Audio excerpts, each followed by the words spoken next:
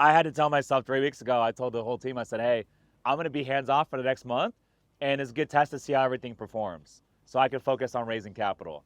And so I've been pretty hands off, and that's been nice. And there's a lot of things that I was doing, and I thought I had to be doing them, and now I'm like, I'm not doing it. I'm like, they're actually performing better now that I'm not doing it. So I'm like, oh my gosh, it feels good, And so, and there's some things where I'm like, okay, I take my eyes off it, and it's not performing as good. And so, but it's good to kind of like analyze to see where you are, if you would, and just step back for a little bit. I have a question for Rich because what if you can't isolate your schedule like you do? Like I'm kind of like a freak about my schedule. I'm a big planner. Like my job is planning everything. But like what if you're always kind of on demand for clients? And I kind of, and I guess I'm like thinking of my question as I'm asking this, but like I work in my business a lot, but that's because I love it, right? And so it's like I'm kind of in a place, and maybe I'll restructure my question about wanting to scale back again my business because I used to have 4 employees full time. And how, like, I like working on the project, so I always find it difficult to scale if I don't want to, if I still want to be working on hotels and being kind of like that creative director for the hotel development projects while still kind of growing a team and not getting stuck training everyone and kind of teaching them the process. Like, is it possible to scale without always having to lead a team, I guess? Is that a valid question? So let me ask you this. Okay. So where are you spending the majority of your time throughout a given work week right now? In meetings. And that's meetings. kind of like where the first question came. Like my projects are very detailed, and I'm in like 10 hours a week on meetings, and they happen throughout the week, and I try to isolate them. But I'm not the only person on them. Do you guys walk into every meeting with an agenda? Yeah, we do. Yeah. A clear written agenda that Yeah, everyone has. and It's that's like, these are the bullet points we're driven going to cover. by the designers. Okay. Yeah. Okay. And so I'm really, a lot of my time is listening to people in the meetings or kind of clarifying direction. But the designers and the architects are really the ones there are a lot of like brainstorming meetings. But it like drains you. And what are you doing with the other 30 hours in a week? I'm reviewing stuff, planning stuff. Like for this hotel project that I have, like a lot of it is just reviewing and studying and organizing and analyzing. So it's like you have that like cognitive analysis schedule, and then you're kind of listening to people too. So I find that to be like the hardest part of my schedule is like the both. Okay. And what would you say is your highest and best use of your time within the business? Being on those calls, really, and the strategy that I'm doing. I think there's a lot of time, and this is kind of where I see as like my next hire would be, is with all the permit expediting that I do and kind of like the back end of it, of like organizing and tracking and filling out applications and making sure that things are getting included in the packages. And yeah. And then what arm of what area of where you spend your 40 hours do you feel like you like the least, where it's not the best use of your time? Filling out applications. And how many hours a week do you spend doing that? I'd say I'm on like 5 to 10 hours a week doing Okay. that. And then what's the next thing that you're like, hey, I don't love doing this, and you're spending a little bit of time on? The business development side. Business development? Yeah. And what does that mean to you? Outreach, like LinkedIn. Okay, lead gen, talking to clients. Yeah, lead gen. You don't like that part? I like meeting them. I think it's like studying target clients, and kind of like the follow-up via email is like, I hate it. Okay. And the ultimate goal for you is you want to grow more top line revenue? You want to bring on more projects, more clients, or do you want to what's the goal for you? Yeah, I want to bring on more clients. Yeah. And more projects. Okay. And more high level projects, right? Like I definitely target more luxury development, right? And so like I'm trying to, I think up until this point, I've done a lot of like select service hotels, and now I'm targeting more high end and luxury. And so that's what I want to spend more of my time doing. And I like being involved in the projects. And You like so, working in the projects, the design, yeah, seeing them come to life. Okay. yeah. But you don't like the lead gen I don't like the lead and you gen. don't like the permitting process. Yeah.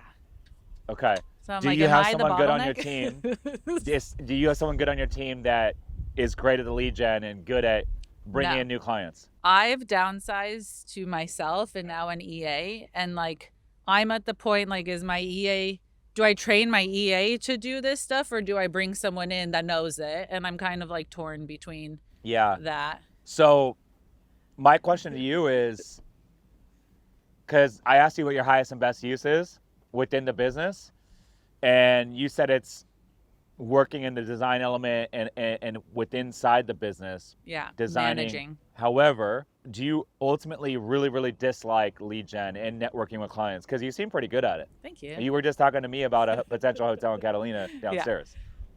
So do you dislike it? Like you're like, hey, there's no way in fuck I'm gonna do this. No, I think it's like it's the email side of it. You know, like I get hundreds of emails on the projects a day. So like having to outreach to someone via email, I don't like. I love like meeting them, and that's the easy part. I think getting to that is always like, I don't do it enough. And I'm like, oh shoot, I need to reach out to this guy Ken because he just hired the GM that I referred him to. And you know, I gotta remind him about me, you know, like that's the part I don't like.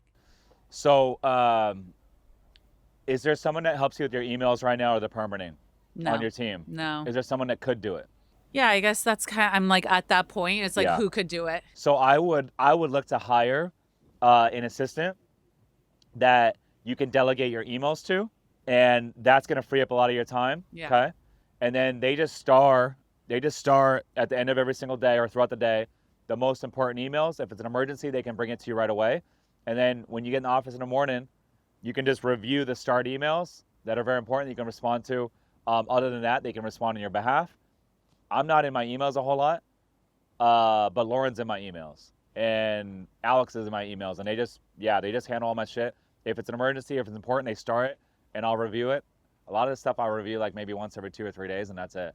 Now, for the permitting process, that assistant or whoever you hire, train them on how to do the permitting process. A lot of that is just very like, a lot of just like processes. And so you can like literally just like film a couple Loom videos and show them exactly like A to Z how to do it, and then watch them go do it, and then cut them loose. And then you can just track that as a KPI once a week when you meet. And then I would allocate all that time. How many hours you said is 10 hours a week for permitting? Yeah. And how many hours would you say a week that you're going through emails? Another 5? My whole job is in emails. Okay, That's the problem. Like, so how many hours yeah. is in the emails? Like 40, 50 hours. Okay. No, I'm current. Like my every day there's like 30 issues that arise on a project in my email. And that's like, it does take a lot of time. And I've tried using AI to help kind of automate and clean things up, because like my Notion communicates to my Gmail, which I love. So I'm working on that. When you guys are just getting blown up in all these emails, and like sometimes I open my phone, I'm like social media, my email, and all this, people are texting me. You know, and as you grow a bigger thing, there's going to be lawsuits and all this stuff, right? We got lawsuits at the hotels. Guests cut their finger or slipped in the pool, and there's lawsuits. But like, a lot of that shit is just fucking distractions. It's just fucking smoke and beers. And so you need to get clear out of all these emails. Which ones are like, hey, these are like really important that I need to like respond to right away, and which ones can literally wait till next week on Monday. And like 80% of this stuff is just distractions.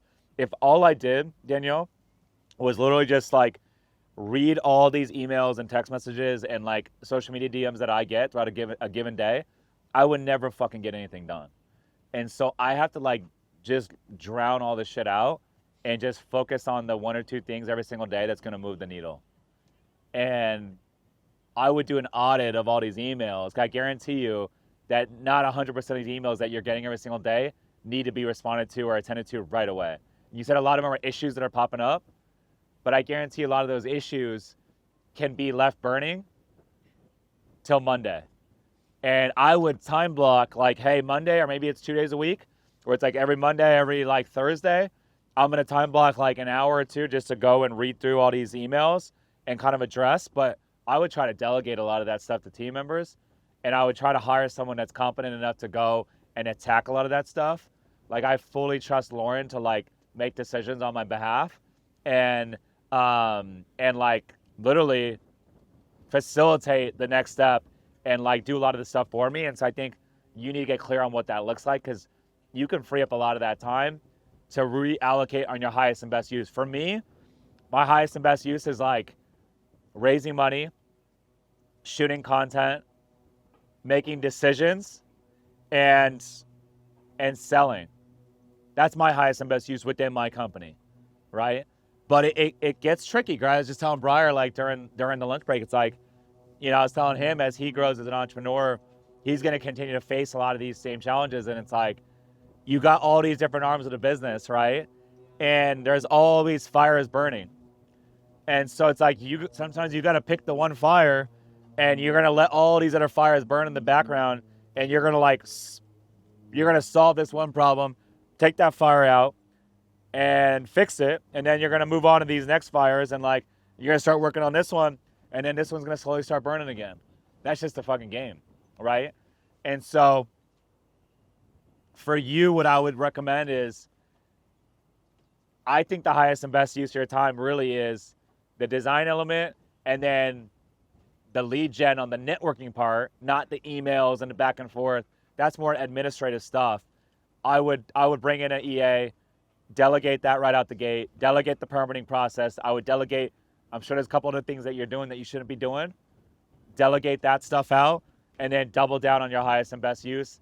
And that's decision making, that's the design, and that's the lead gen, the true lead gen that's gonna actually make you more revenue. Danielle, since you're in 7-Figure Creator, I'm probably like 6 weeks away, but what we're building is an inbox triage. We're basically like, I got an AI agent in my email that ranks the importance of an email on a scale of 1 to 100, and then it ranks it on how confident it feels like in answering it. And then it'll ping me if it's extremely urgent, and it won't ping me if it's not urgent, so I don't have to actually worry about me checking my email. It gets filtered, and then it will draft a message. And so I go in, and my email right now is just send, fix, send. And I'm gonna roll it out 7-Figure Creator, but it's probably like 6 weeks away. Woo. But that is done, and I connected it to Slack too. Right there. I connected it to Slack too. So like, and my iMessage. Yeah. iMessage isn't done yet, but eventually, I kind of feel terrible about this. My wife's gonna be getting like AI messages, responses from me. Oh, I think that's, I find speed of communication. Let's go. I gotta pick it up. She wants to know like what I want for dinner. It's gonna be buffalo chicken no matter what. Like it knows me. Like let's just send it. Let's get going. You know? I did that with my Notion AI agent for a while, because Notion really knows my tasks and what I do, right? Like, and so I did that. I can't do the draft because my draft is like problem solving for projects, right? And how much of it is repeated? Is it net new every single time? No, it's new. That's, you know, it's a very complicated project, right? And so like that's what people pay me to do. Is I can't automate that, but that's okay. You know, it's like it's part of the strategy. I get the information, and I'm trying to find a way to like use AI to kind of like, what I've done is like my Notion agent will read all my emails and every morning tell me like the priorities, and so it does save me time. So I've kind of like built that. Ahead of it.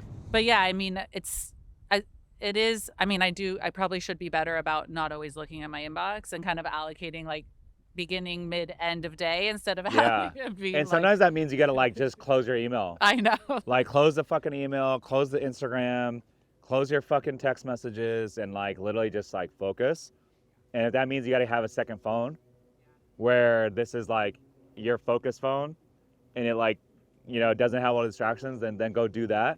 But the other thing I would suggest is like, you know, if you guys have like invoices and all this shit, like people trying to, you know, bill you for this and that, like, you know, just keeping up with that, it's a full-time job.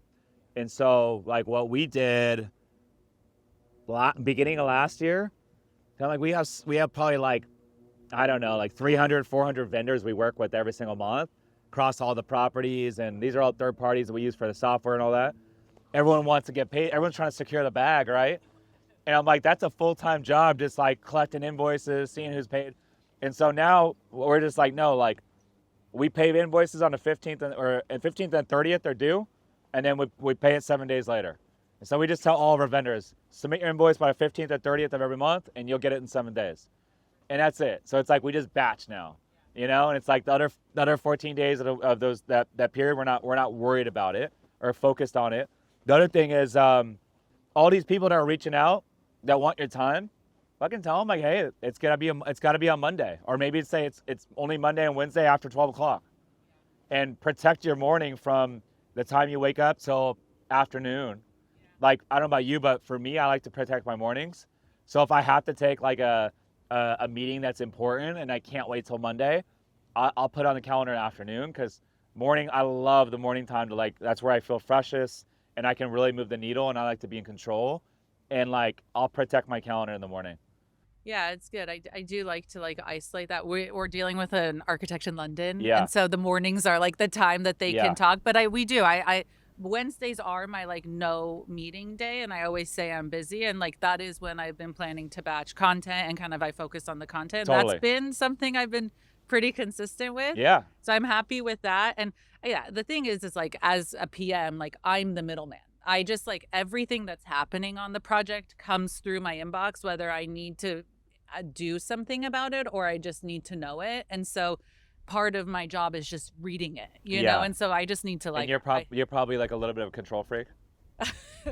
about the information 'Cause or about my I inbox? I am. And like I about a month, was like 3 weeks ago, we're getting into like acquisition mode, and I'm like, fuck, I gotta go raise all this money. I gotta do, and then so I was like, I need to let go of a lot of this shit. I'm like, I have such competent team members and all this stuff.